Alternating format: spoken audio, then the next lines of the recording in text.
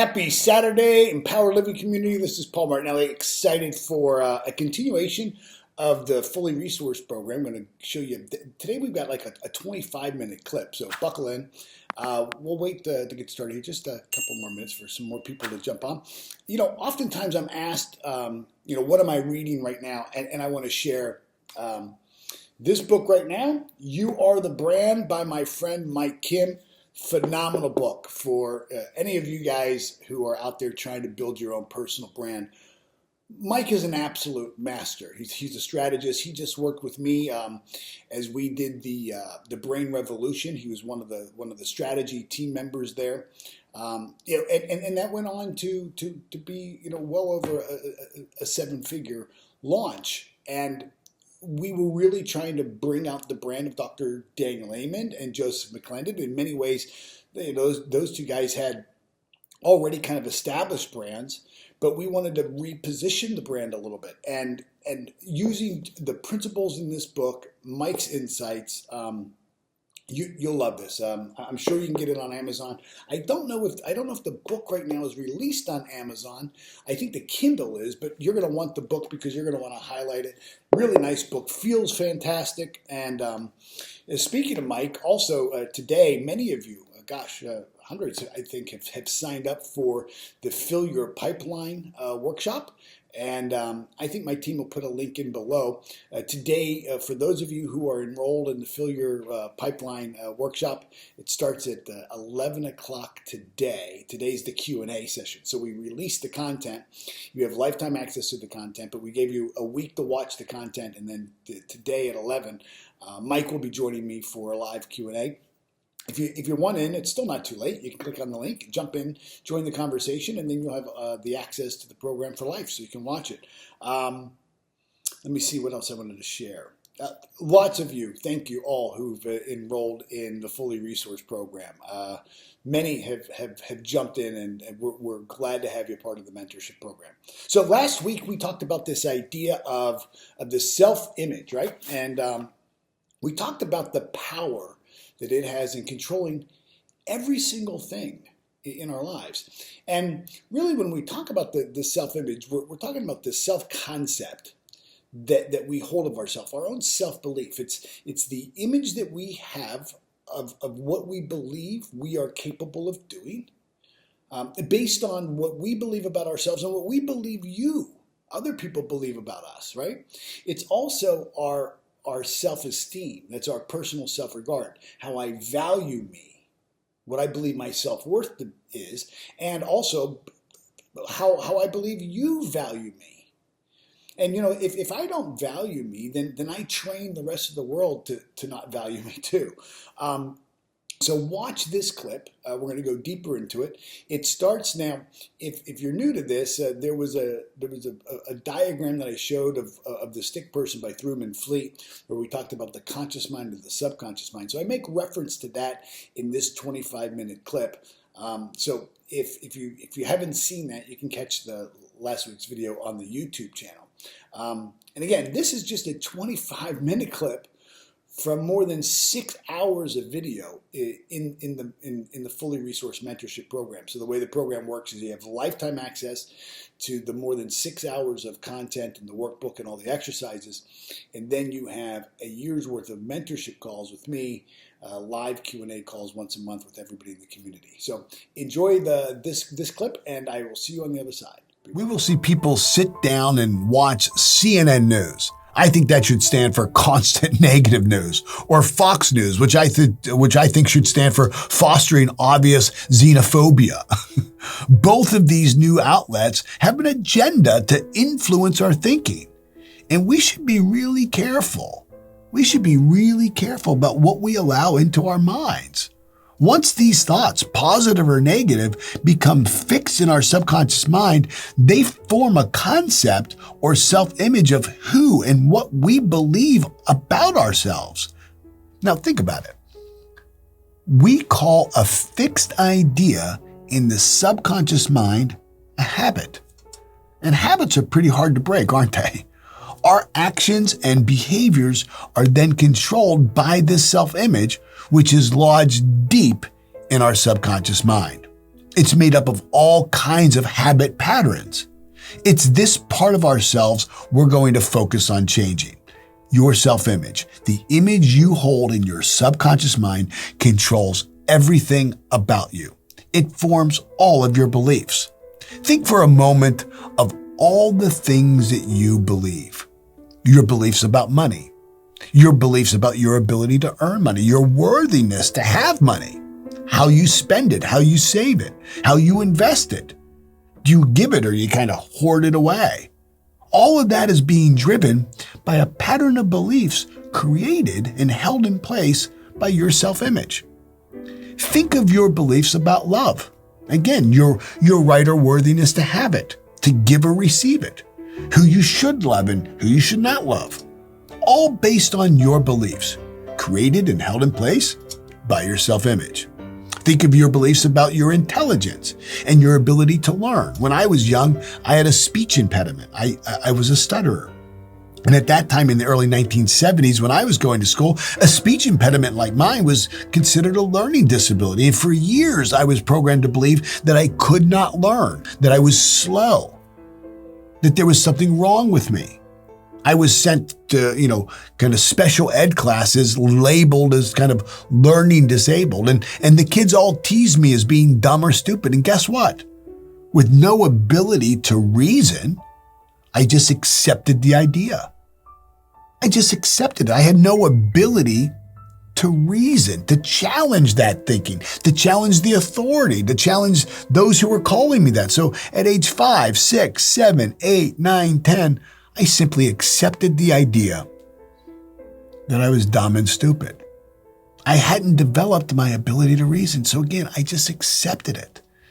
And the power of me accepting it is that it formed a self-image, a belief system deep inside of me that I was dumb and stupid. Let me ask you this. What kind of grades do you think I got in school? What would you expect a child who believed that they were dumb or stupid to produce in their schoolwork? See, I ended up failing out of school. See, I wasn't learning disabled until they programmed my mind that I was disabled. And then my self-image created all the beliefs necessary to hold that image in place. And our beliefs drive behavior. Again, as a man thinketh in his heart, so is he. Here's a really powerful thing. I have 2 older brothers and an older sister. We had the same genetics. We grew up in the same environment. We had access to the same schools and teachers. My brother Tom went on to become a microbiologist. My brother David got a PhD in engineering from Carnegie Mellon University. My sister Jean graduated #1 in her nursing school. And what did Paul get? Paul failed out of school and became a janitor. You ask yourself, what's the difference? I'll tell you the difference. They weren't programmed with the idea that they were dumb or stupid. See, they were told that they could be anything they wanted to be. And I was told not to expect much from myself.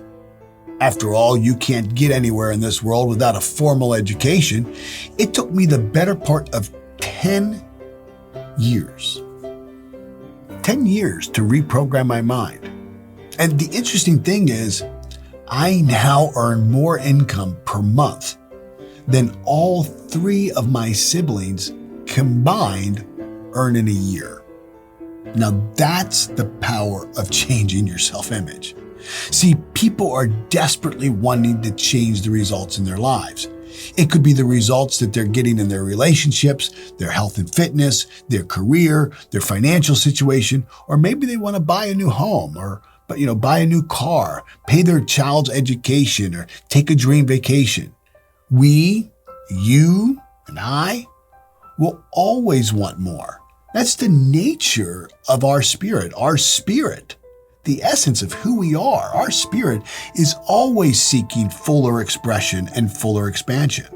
Warren Buffett, perhaps the world's greatest investor and perhaps the oldest active investor, now I think he's about 92 at the time of this filming, he wakes up every single day.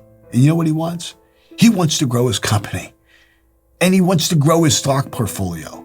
And it's not because he's some greedy capitalist. It's because he's a spiritual being and he's seeking more life. And that's what your spirit and our spirit does. We're always seeking more and new growth. It's part of how God created all of us.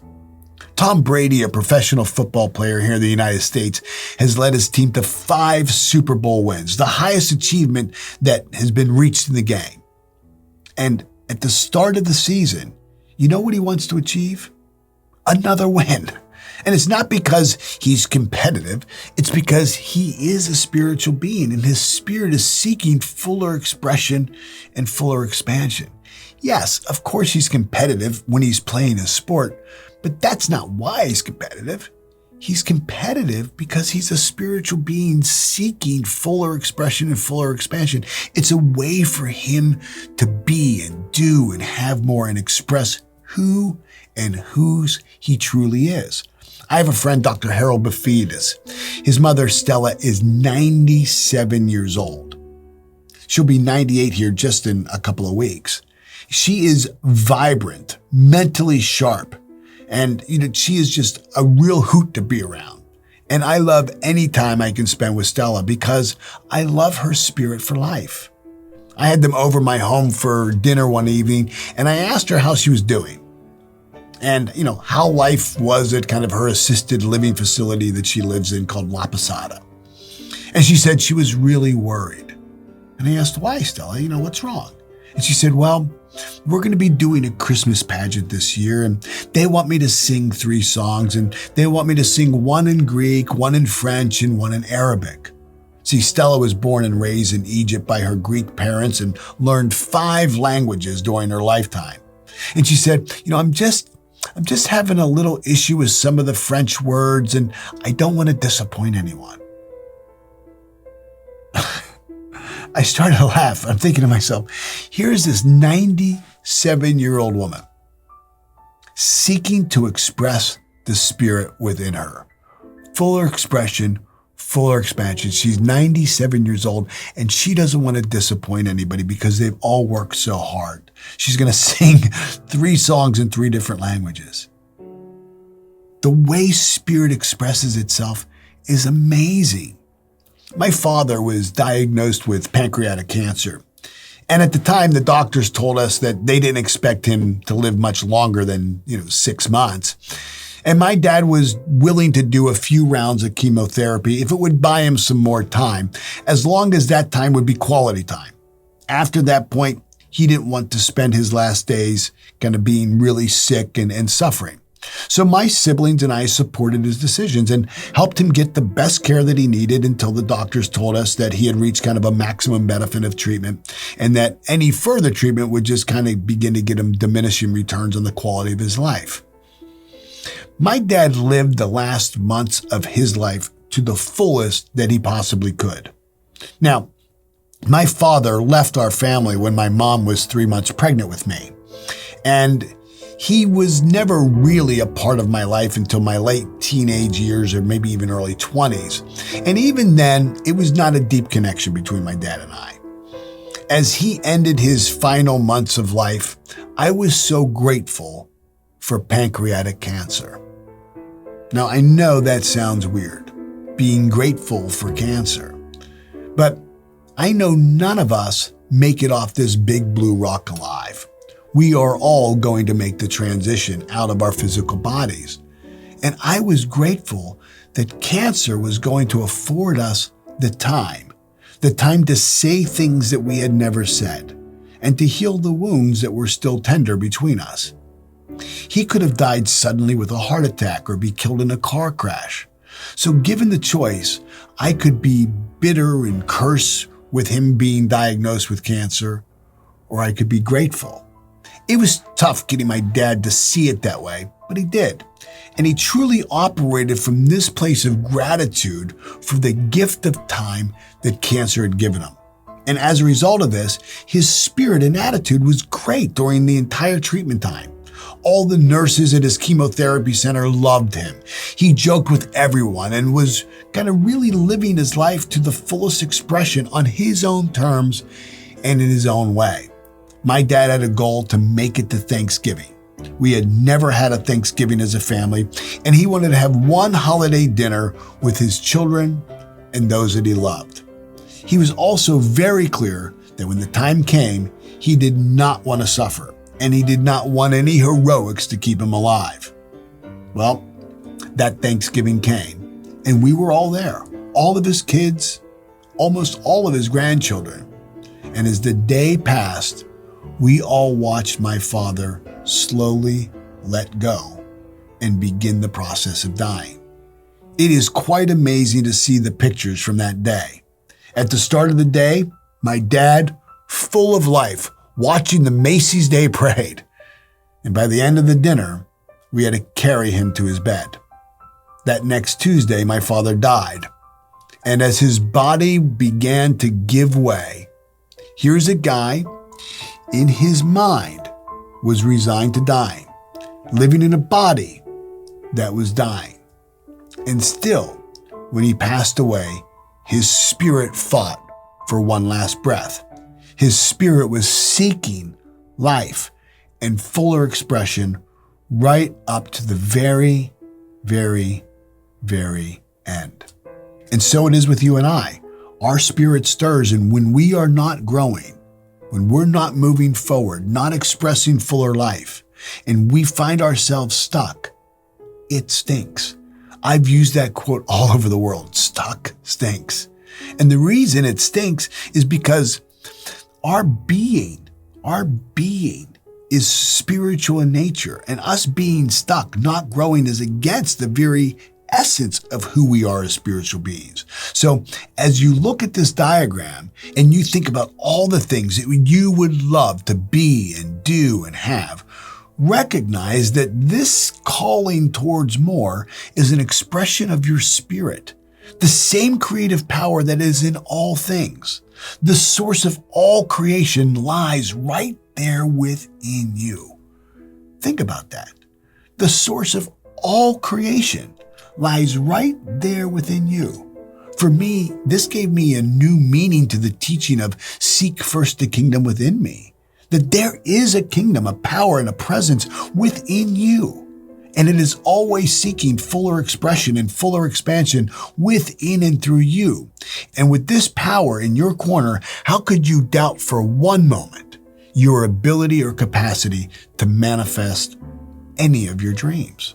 See, most people simply do not know this, and they don't know how to work with this power. And the way we do work with this power is through our internal self-image.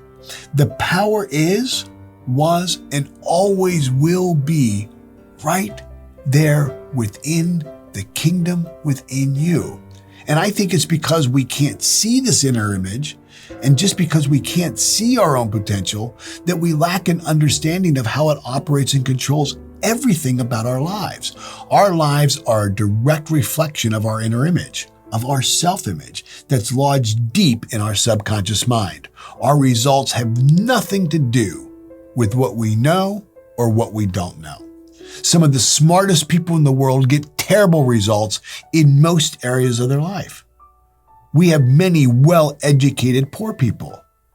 They have lots of knowledge, and yet they haven't been able to transfer that knowledge into wealth. We also have some of the least educated people who have phenomenal results and go on to build huge companies that serve millions of people, all without any formal education.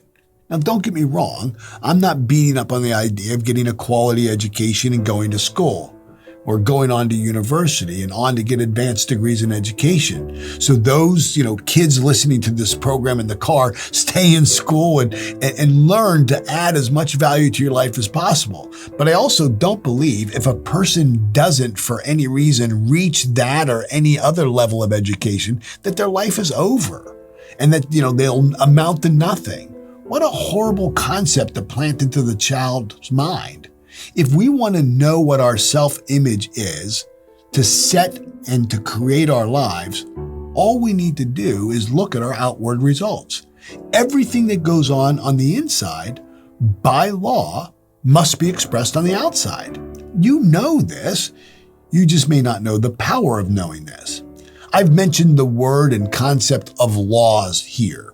And although I won't go too deeply into them yet, that will come later in the program, suffice it to say, we know that the universe and everything within it operates by exact law. Emerson said that the law of all laws is the law of cause and effect. I think people have a misunderstanding of this law as it relates to their self-image and their results. As I mentioned before, most people think the cause of their results can be found in their behavior. Our results are an effect of something. Make no mistake about that. But the cause of the results is not our behavior or what we do. Our results are the effect of who we are being. And we are being and expressing the stored programming, concepts, and beliefs that form our self-image. We are human beings, not human doings. And the thoughts we think and get emotionally involved with form our self-image, which is the cause of our results. You and I, you are a creative being. You don't get a choice in that. That is how God made you. But what you do get to choose is what you create. This is where your free will and dominion over all things comes into play, making you a causative being in a universe governed by laws, in which the law of all laws is the law of cause and effect. You are causative. You can at any moment be a causative force of change over any and all conditions and circumstances of your life. If you want to change, and if we want to change our outside conditions and circumstances, what we have to do is we have to go to the original source. And that original source is right there in our thinking. Our thinking that creates the images that we hold and that we express. Very few people in the world know or understand this, and this is why so many people remain bound, trapped, and settle for conditions and circumstances that do not serve them. In the chapter on thought and circumstance, James Allen, in his book, As a Man Thinketh, was describing the true power of our inner image and the beliefs it creates to hold that in place. And he wrote these words, and I absolutely love it. He says, "In the light of this truth, what then is the meaning of fighting against circumstance? It means that a man is continually revolting against an effect without, while all the time he is nurturing and preserving its cause in his heart. That cause may take the form of a conscious vice or an unconscious weakness, but whatever it is, it stubbornly retards the efforts of its possessor and thus calls aloud for remedy. Men are anxious to improve their circumstances, but are unwilling to improve themselves. Therefore, they remain bound." See, your results are effects. The cause is in the self-image you hold. We identify with our current results because it's in harmony with our present self-image. In this program together, we're going to change that image. In changing it, we're going to change the end results in your life.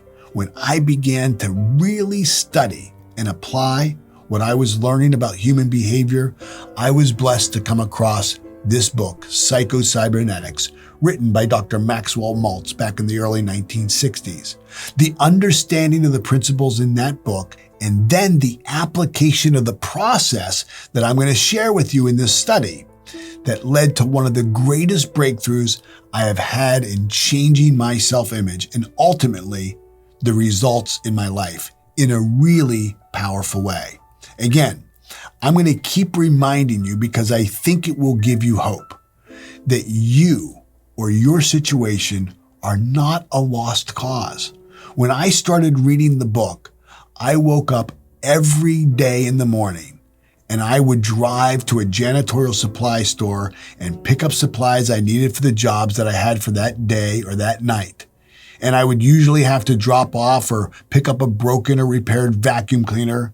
And I'd go back home and then I'd change my clothes and I'd go out and I'd cold call, actually walking door to door, business to business, asking for work. I'd do that on average for about 2 hours every single day. I'd come home. I'd eat something. I'd do whatever paperwork that I needed to do to get my crews all ready to go out, and they would show up around 6 o'clock at night, and then we would all go out and we would clean office buildings all night long. Toilets, trash cans, sweeping the carpets until about 3 o'clock in the morning. And at 3 a.m., we would switch from cleaning offices to now cleaning restaurants and bars and country clubs until about 7 o'clock in the morning. Then, 2 times a week, we would drive over to the Palm Beach Gardens Mall and we would clean storefront windows inside the mall before it would open. That was a day in the life of Paul Martinelli. I was cleaning toilets for 8 to 10 hours a day, earning about $20,000 a year doing it. I was living in a 2-bedroom apartment with 4 other guys. And it's not because we were best friends that we were all crammed into this little apartment. It's because none of us could afford to make the rent on our own. I was always broke. I was living my life from fear and worry and anxiety. I would worry about everything that could go wrong. I would worry about the lack of money all the time. I would buy gas and I would never buy more than half a tank because I couldn't afford the luxury of a full tank. If I went to the grocery store, I looked at the price first before anything else. I couldn't afford the luxury of even buying Kraft macaroni and cheese. I'd have to buy the store brand name, and only if it was on sale. Otherwise, if peanut butter was on sale, I was going to be eating peanut butter and sandwiches that week instead. If I had a toothache or a fever, I simply have to wait it out and pray that it wouldn't get worse. I couldn't afford the luxury of a doctor's visit. And forget clothes shopping or gift shopping or any of those other luxuries. I was living and teetering on the edge. That was my life. And I wanted to change. I wanted more from my life. And I was so frustrated because I really knew, somewhere in my being, I knew that there was more for me. I describe it as being inside of a big box, and the instructions to get out of the box are taped to the top outside of the box. It was there, but I was trapped inside and I couldn't get out. So that's the feeling tone that I was in. That's the energy I was in. I was also filled with all the negative thinking, all the self-negative belief and negative self-image that would produce those results. I believed that this was as good as it would ever get for me, and that maybe one day I'd get lucky and catch a break. I believed I was trapped in this life forever because I was a high school dropout. No one would ever hire me. That's why I was an entrepreneur. I figured, I could clean toilets because any dummy could clean a toilet, and I was any dummy. I was pissed off at the world. I was angry. It was so unfair. It felt so unfair. It felt like the whole world was kind of stacked against me, and none of it was really my fault.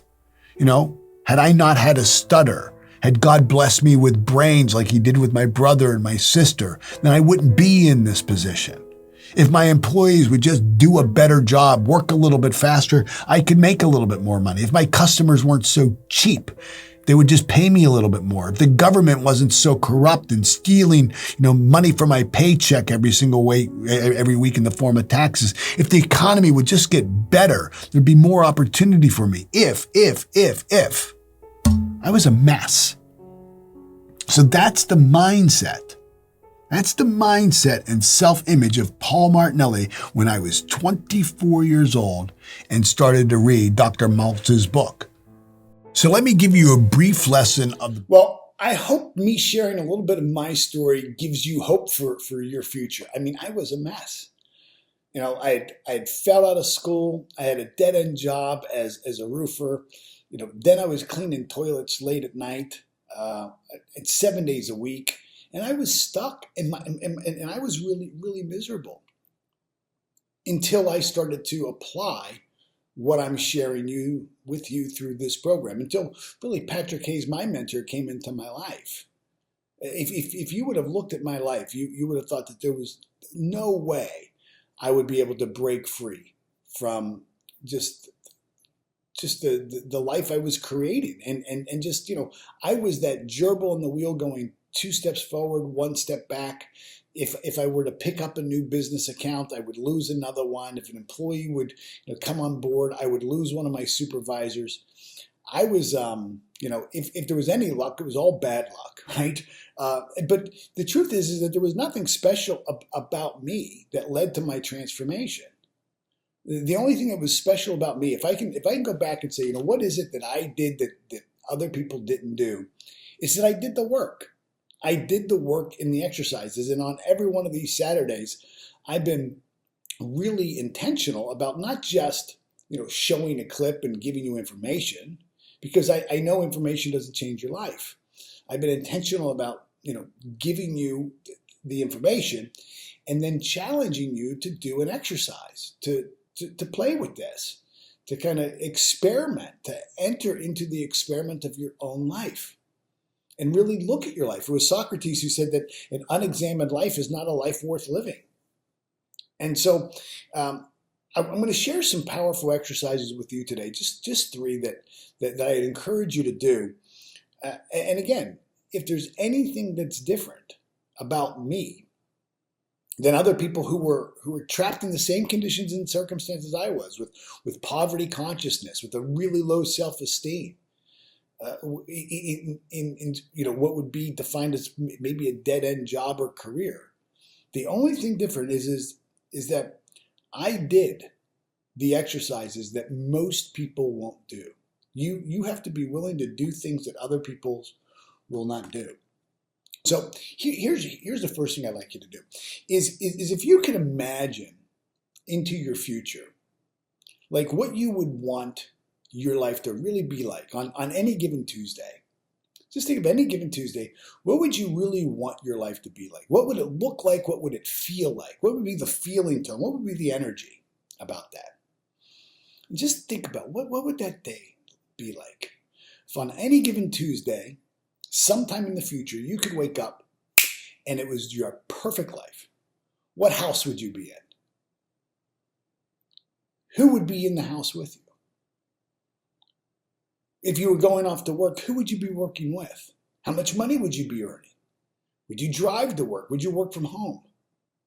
Would there be somebody there staffing the house for you? Would you have a chef? Would you have a nanny for your kids? Would you be able to have a private trainer come to the house? What would you really love?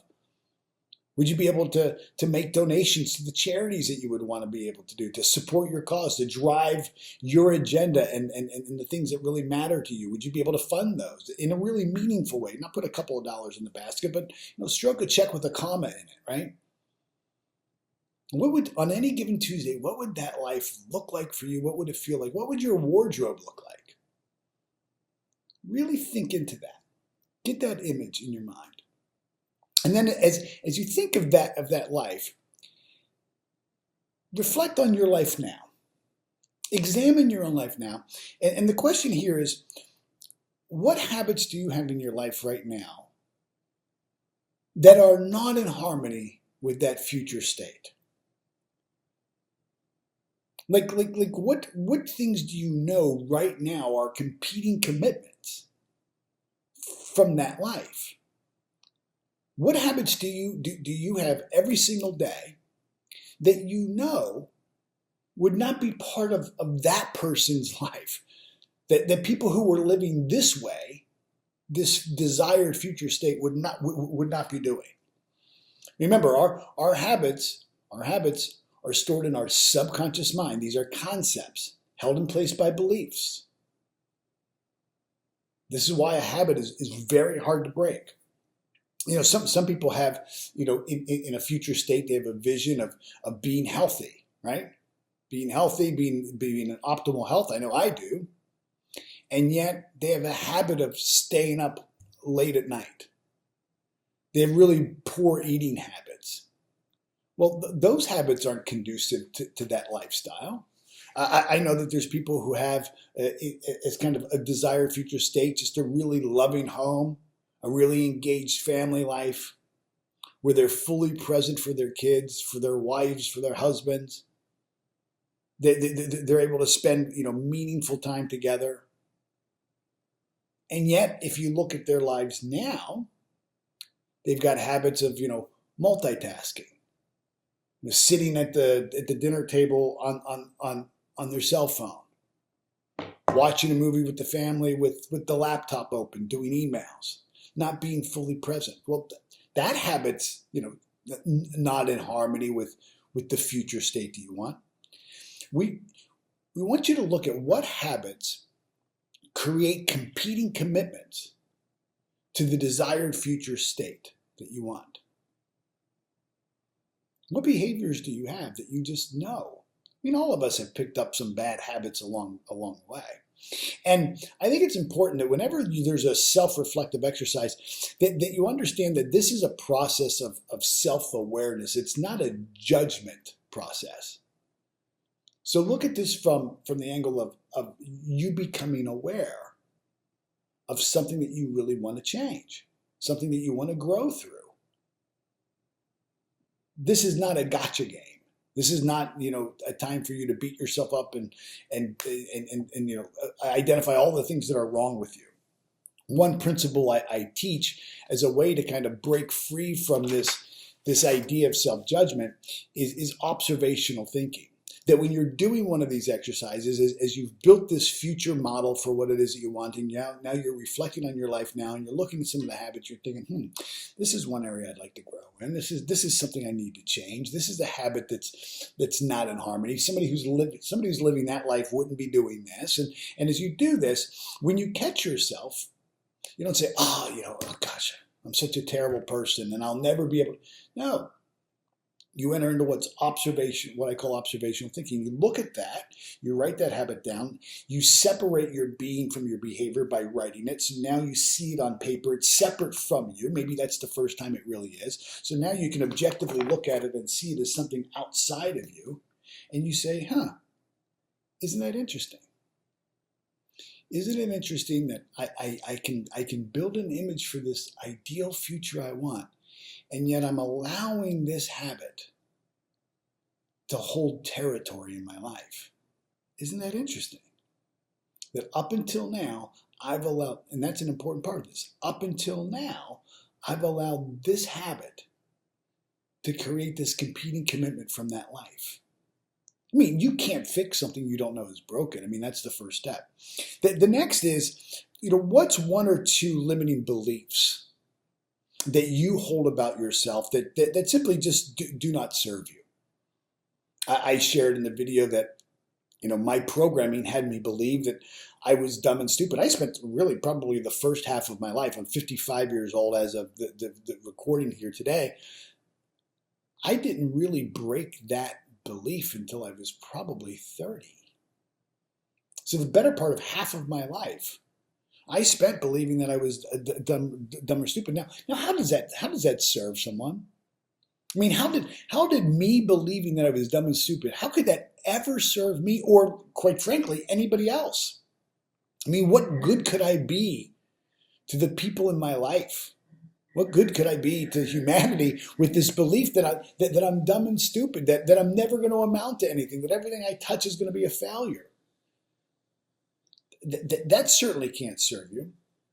And so it wasn't until I really sat down and again did this self-reflective exercise, began to examine my life and said, what beliefs do I hold? In other words, if you think of this ideal future you want, what beliefs would a person who is living that life have? And then compare to the life you're living right now, the habits that you have right now, the beliefs you hold right now. And say, does a person who believed what I believed, would they be able to create and design that life? Would that be their reality? And again, what I want you to do is I want you to write those limiting beliefs down. Now look, I had a mountain of evidence that if I wanted to operate from, that I was dumb and stupid, my goodness, I had a mountain of evidence that I was dumb and stupid. No doubt about it. I had report cards that showed that I was dumb and stupid, right? Every test I had taken, I had failed. If as it related to reading, remembering, repeating. If we define that as being smart, right? I don't necessarily know that it is, but being able to read, remember, and repeat the math, science, history. If you looked at if you look at the evidence, or the evidence would tell you that I was dumb and stupid. But then I also looked at my life, and I could challenge that belief because I could look back at other times, and there was mountains of success times where I'd been successful. Mountains of evidence where I'd been successful outside of school. So I had built this belief that I was dumb and stupid based on one segment of my life, which was just school. And there's many people who aren't good in school. And as I started to challenge the belief that I was dumb and stupid, I realized that I wasn't dumb or stupid. I had bad teachers. And what I mean by bad teachers is, they were doing the very best they could. But, I was going to school in the 70s. Right? I was born in 1966, so 74, 75, 76. I'm in second, third, fourth grade.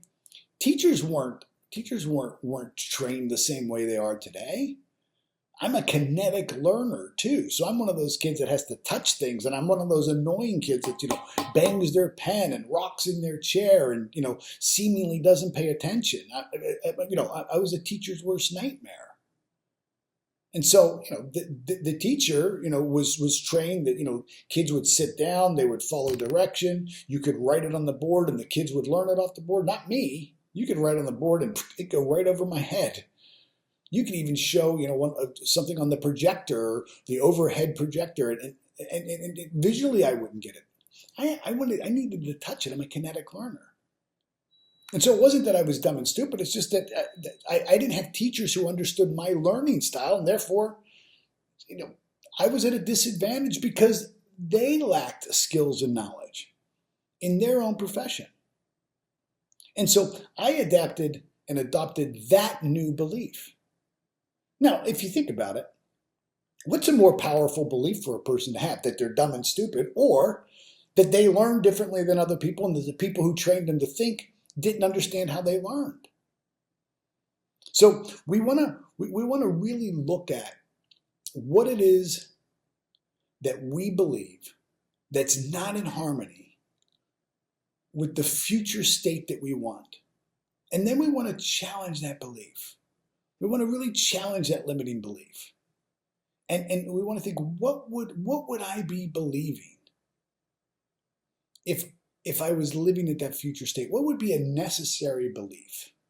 See, I was never going to create the life that I want, that I currently have. The life I have today is not a life that somebody lives believing that they're dumb and stupid. I'm overseeing, millions of dollars, businesses that have done hundreds of millions of dollars. I work with lawyers and accountants and all kinds of professionals and copywriters and marketers, and there's complex problems and challenges and staffing and all kinds of things. And I'm working with people all over the world. Somebody who believes that they're dumb and stupid and incapable of being able to do those things doesn't live this life. So it was a necessary change for me. Here's the last exercise I'm going to ask you to do. In this last clip, I talked a lot about us being spiritual beings. And it's one thing to understand that intellectually. I think it's fairly easy for us to identify that we're spiritual beings and understand that intellectually. I think that's not a big leap for most people. But to move from the intellectual understanding of that to really internalizing that, to really seeing your oneness with God, seeing your oneness with this creative power, seeing how fully resourced you really are. Now that's a different level. So in this one, it's about you being able to identify yourself as a spiritual being. And again, the essence of who we are is simultaneously living on three planes of existence. We are spiritual beings, gifted with an intellect, living in a physical body. Yeah? And our spirit, the spiritual side of who we are, is always seeking fuller expression and fuller expansion. We will always want to be and do and have more. And so I'd like you to think of, in your life, think of times where you sought more life. As I kind of timelined, my life and looked at, times where I sought fuller expression, fuller expansion. I can remember when I was a young boy, I wanted to be, the paper boy. And we had the Morning Post Gazette. And then, once I got the Post Gazette paper route, and I did that for a while, then all of a sudden I wanted the evening paper route too. I wanted the Pittsburgh Post, the Pittsburgh Press. So I had the morning and the evening. And then I wanted to earn even more money. And so beyond my paper route, I wanted to start, a yard service where I would cut grass and then I would shovel snow in the wintertime. And then I wanted to start my first business. I was always seeking fuller expression and fuller expansion, at least in that area of my life. And so, when I started my commercial cleaning business, it wasn't enough for me to just have a janitorial service. I wanted to expand those services, my different profit centers. So I started carpet cleaning, natural stone, polishing marble floors and granite countertops. And I started window cleaning and pressure cleaning. I started doing, a specialty cleaning for chemotherapy clean rooms and casualty cleaning when somebody would be injured or would commit suicide and somebody would have to go in and clean in the home. I set up all of these profit centers, and then I started to expand beyond just my own, local geographical area. I started to expand. I wanted to hire more people.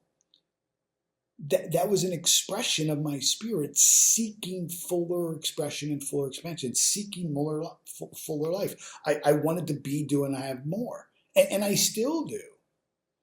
I still do. And so do you. And so what I'd like you to do is look back on your life and identify these times in your life where you were expressing that spirit, that spiritual part of you to be, do, and have more, where you were seeking fuller expression and fuller expansion. You're going to find that it's when you felt most alive. It's when you were most engaged in your life. It's when you were probably most hopeful. It's when you realized how fully resourced you really were. And if it's been a while since you've been able to dream at that level and really engage in your life at that level and actually begin to create those things in your life, then I want to encourage you to click on the link below and join me and hundreds of other people in the Fully Resourced Mentorship Program. Click on the link below. Again, it costs you absolutely nothing to talk to one of our team members and learn more about the program.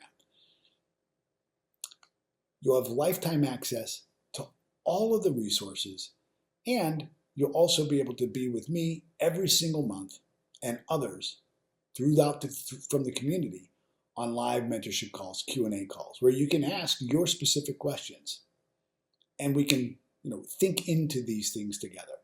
So have a great weekend. The next couple of weeks, we're going to have some guests on. So we might take a little bit of a break from this. I'm really hoping to be able to bring Mike Kim in. I know he is super busy now.